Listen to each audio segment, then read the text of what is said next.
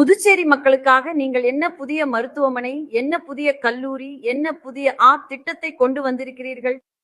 மேலும் 100 வாக்குறுதிகளில் 1 மாநில அந்தஸ்து.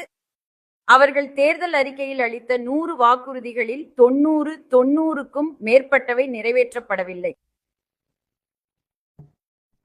நாங்கள் மிக விரைவில் எங்கள் தேர்தல் அறிக்கையை வெளியிடப் போகிறோம். தெலுங்கானாவைப் போலவே நாங்களும் மிகச்சிறந்த திட்டத்தை பெறுகிறோம்.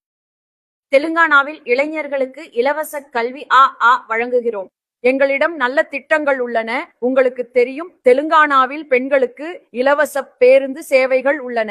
மேலும் கர்நாடகா மற்றும் தெலுங்கானாவில் நாங்கள் வெற்றிகரமாக இருக்கிறோம். எங்களால் வெற்றிகரமாக எங்கள் உத்தரவாதத்தை நிறைவேற்ற முடிகிறது. அதேபோல் புதுச்சேரி மக்களுக்காக நாங்கள் உத்தரவாதங்களை அளிப்போம். நல்ல உத்தரவாதங்களை உருவாக்குவோம். அதை நிறைவேற்றுவோம். முடிஞ்சது. நாங்கள் புதுச்சேரி மக்களுக்காக பணியாற்றியுள்ளோம். நாங்கள் எங்கள்